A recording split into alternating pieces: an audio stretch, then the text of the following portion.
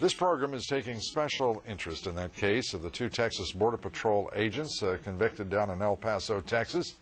Those two men face up to 20 years in prison because the U.S. attorney there brought charges and didn't like the fact they had shot a Mexican drug smuggler and the way in which they had pursued him. Then they gave the smuggler immunity. Not only did the smuggler receive immunity for his testimony against those agents, he subsequently was smuggling more drugs. T.J. Bonner, the president of the National Border Patrol Council, said this, quote, "This is really the most outrageous miscarriage of justice that I'm aware of in my entire 28-year career as a Border Patrol agent." Casey Wyan reports from El Paso, Texas. As Border Patrol agents Ignacio Ramos and Jose Compian await sentencing for the way they tried to apprehend a Mexican drug smuggler, it's becoming clear Border Patrol agents are being prevented from doing their jobs by questionable policies that could subject agents to criminal prosecution and allow illegal alien and drug smugglers to go free. It's very important that we police our own. If we have to scrutinize the actions of federal law enforcement officers in the same way we would, and maybe even closer than we would, an average citizen. Assistant U.S. Attorney Deborah Kanoff made those comments the day agents Ramos and Compian were convicted for pursuing and shooting an illegal alien drug smuggler. They faced 20 years to life in prison. During the trial, she accused the agents of violating a little-known Border Patrol policy prohibiting high-speed pursuits of illegal aliens and smugglers. Kanoff declined our interview requests, but did speak to newspaper reporter Sarah Carter. She said they had violated administrative procedure, that they were not supposed to pursue anybody unless they got permission from a supervisor, which has never been granted in El Paso, she said. I said, yeah, but that's an administrative failure. That is not necessarily a federal offense. It's a 5-day suspension with the Border Patrol. But she said, no, they tried to cover up the scene of the crime because they didn't report it. They didn't file a report.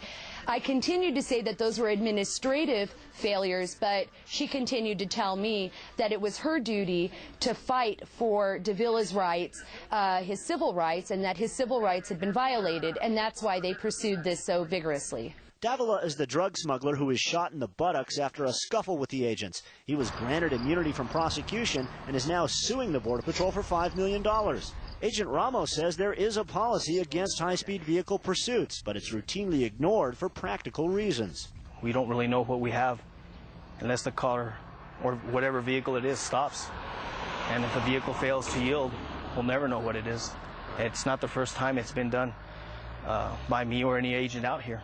In fact, Ramos, a former nominee for Border Patrol Agent of the Year, says part of his job was to instruct Border Patrol agents in pursuit techniques. The chase policy says that if a Border Patrol agent is following a vehicle, pursuing, if you will, and the vehicle breaks a traffic law, speeds, blows through a stop sign, etc., that they need supervisory approval to continue the chase.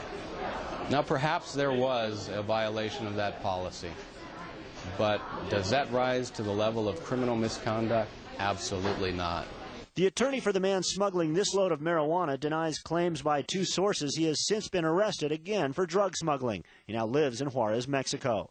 Meanwhile, Agent Ramos says the only thing he would have done differently is to file a report that shots were fired during the pursuit. He still can't believe he's the one facing decades in prison, largely for not filing paperwork.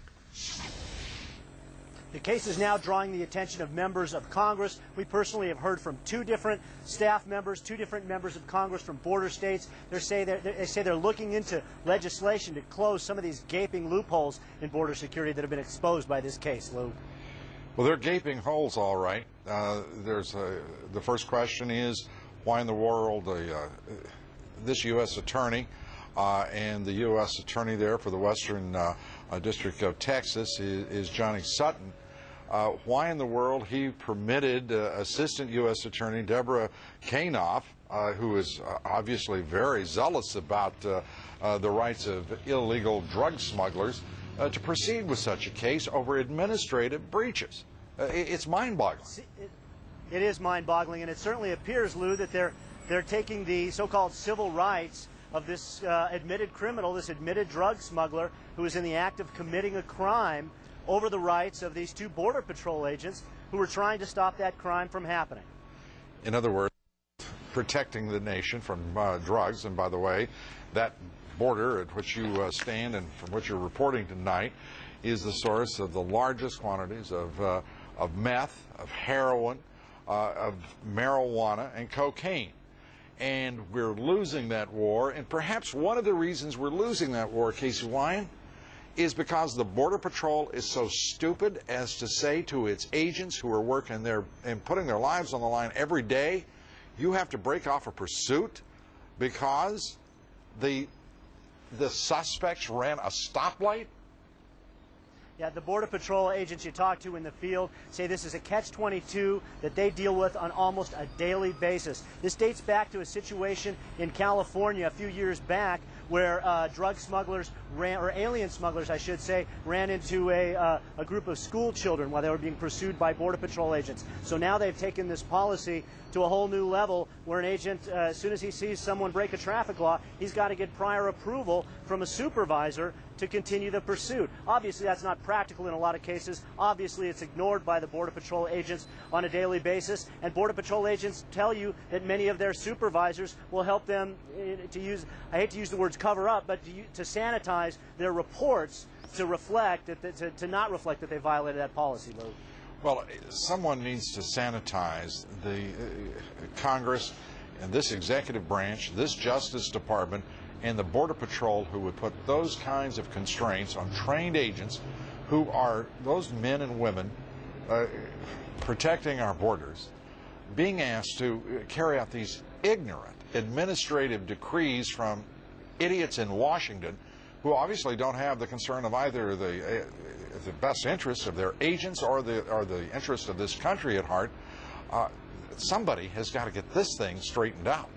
And I guess Go ahead, Casey. I was going to say, Lou, it's certainly one of the reasons, it's well documented, that the Border Patrol is having trouble recruiting enough agents to fill numbers of positions that they've been budgeted for. It's clear that that's one of the reasons why. It's a tough job.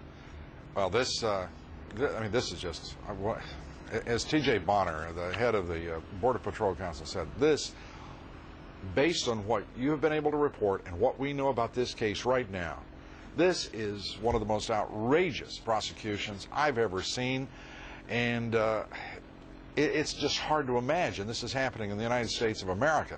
And what you're reporting here, as you fill out this story, Casey, I mean, the idea that we're subjecting and restricting our Border Patrol agents in these ludicrous, ridiculous ways is just incomprehensible.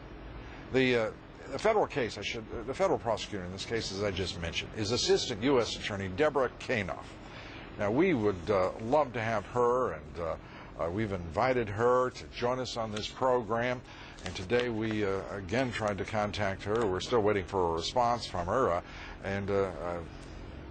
Prosecutor Kanoff, we'd love to have you talk. We know you're constrained in certain ways by your office. But, there's going to have to be a lot of explaining done here to the American people. And we've just begun the process of putting some light on this.